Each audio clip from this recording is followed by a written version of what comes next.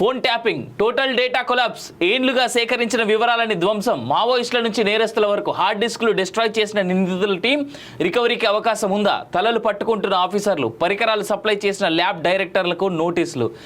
Phone tapping case రోజుకో మలుపు తిరుగుతున్నది. గతంలో మావోయిస్టులు, ఉగ్రవాదులు, అసాంఘిక శక్తులు, డ్రగ్స్ మాఫియా, ఇతర నేరస్తులకు సంబంధించిన వివరాలను సైతం ప్రణీత్ రావు అండ్ టీం ధ్వంసం చేసినట్టు తెలుస్తున్నది. వారు నాశనం చేసిన 47 హార్డ్ డిస్క్ల్లో ఎస్ఐబికి చెందిన డేటా ఎంత ఉందనేది తెలియడం లేదు. ట్యాపింగ్ పరికరాలను సమకూర్చినట్టు ఆరోపణలు ఎదుర్కొంటున్న కన్వర్షన్స్ ఇన్ఫర్మేషన్స్ ల్యాబ్స్ నిపుణులు డేటా రికవరీకి సహాయం చేస్తారా అనే కోణంలో అధికారులు ప్రయత్నిస్తున్నట్టు సమాచారం. దీన్ని మించింది ఇంకొకటి, అసలు దీనికంటే భయంకరమైనది ఇంకోటి లేదు. ఇది దేశ భద్రతకు సంబంధించినటువంటి అంశం కదా. సో అట్లాంటిది ఇప్పుడు దేశ భద్రతకు సంబంధించినటువంటి అంశాన్ని వీళ్ళు పూర్తిగా డిస్ట్రాయ్ చేసినట్టే వీళ్ళని ఏ రకంగా తీసుకుపోయి లోపలేయాలి? ఫోన్ ట్యాపింగ్ కేసులో ఎక్కడ దొరికిపోతామనే భయంతో ఎస్ఐబి డిఎస్పీ ప్రణీత్ రావు చేసిన మిస్టేక్ ఇప్పుడు తెలంగాణ పోలీసుల పరిశీలనలో పడేసింది. ఎస్ఐబి మాజీ chief Prabhakar Rao and team చేసిన డేటా ధ్వంసం ఇప్పుడు ఎస్ఐబిలోని మిగతా కీలకమైనటువంటి డేటాను కూడా నాశనం చేసింది. దీంతో పోలీసులు ఆందోళన పడ్డారు. కొన్ని సంవత్సరాలుగా కష్టపడి సేకరించిన ముఖ్యమైనటువంటి సమాచారం ఇప్పుడు డిలీట్ అవ్వడంతో తిరిగి వాటిని రాబట్టడం అసాధ్యంగా మారింది. ఈ డేటా ధ్వంసం వారికి శిక్ష నుంచి రక్షిస్తుందని భావించినప్పటికీ ఇప్పుడు ఆ తప్పు రాష్ట్ర భద్రతకు ముప్పు తీసుకొచ్చేలా చేసింది. దీంతో పోలీసు ఉన్నతాధికారులు ఇప్పుడు వాటిని రాబట్టేందుకు తలలు పట్టుకుంటున్నారు. అసాంఘిక శక్తుల సమాచారం గాయబ్, ముఖ్యంగా టెర్రరిస్టులకు సంబంధించిన విషయం కావచ్చు, మావోయిస్టులకు సంబంధించిన విషయం కావచ్చు, డ్రగ్స్ అమ్ముతున్నటువంటి విషయం కావచ్చు, ఇలా అనేకమైనటువంటి యాంటీ సోషల్ ఎలిమెంట్ సంబంధించినటువంటి సమాచారం మొత్తం కూడా ఈరోజు పెద్ద ఎత్తున డిలీట్ కావడంతో ఈ ఎవరైతే ప్రభాకర్ రావు అండ్ టీం పైన నాకు తెలిసి దేశద్రోహం కేసులు పెట్టేటువంటి అవకాశం అయితే బలంగా ఉంది. వాళ్ళు ఒకవేళ అరెస్ట్ అయితే కనుక ఇప్పట్లో రిలీజ్ అయ్యేటువంటి అవకాశం అయితే లేవు. వీళ్ళపైన నాన్ బెయిలబుల్ కేసులు ఖచ్చితంగా బుక్ అయ్యే అవకాశం ఉంది.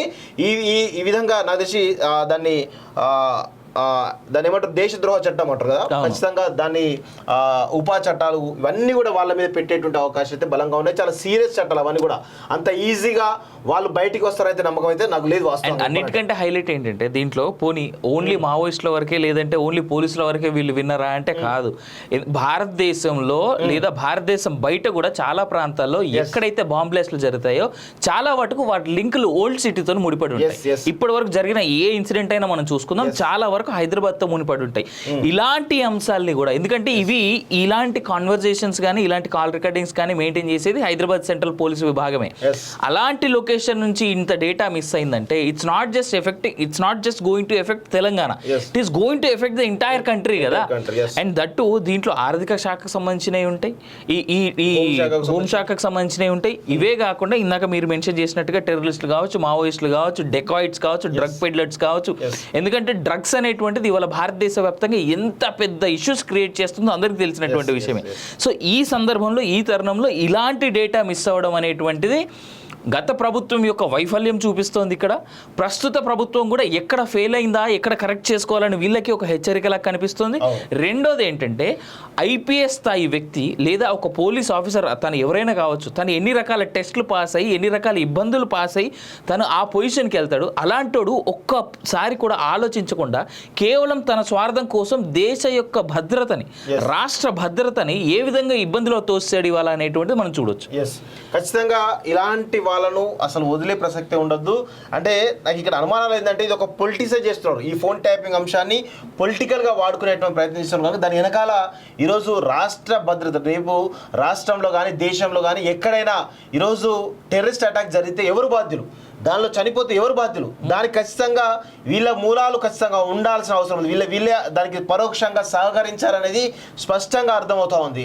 ఇలాంటి వాళ్ళను నిజంగా కూడా దేశద్రోహంతో పాటు ఈ టెర్రరిస్ట్ చట్టంలో ఏవైతే కీలకమైనటువంటి కఠినమైన చట్టాలు అవుతున్నాయో వాటిని కూడా వీళ్ళపైన పెట్టాల్సిన అవసరం ఉంది. అదేవిధంగా ఈరోజు మావోయిస్టులకు సంబంధించిన అంశం చూసినట్టయితే ఛత్తీస్గఢ్ సంబంధించిన అంశం కావచ్చు, అంటే మావోయిస్టులు కానీ టెర్రరిస్టులు కానీ ఈరోజు డ్రగ్స్ కానీ వీటన్నిటికీ కూడా హైదరాబాద్ అనేది మూల కేంద్రంగా ఎప్పటి నుంచో కూడా సాగుతూ ఉంటాయి కార్యకలాపాలు.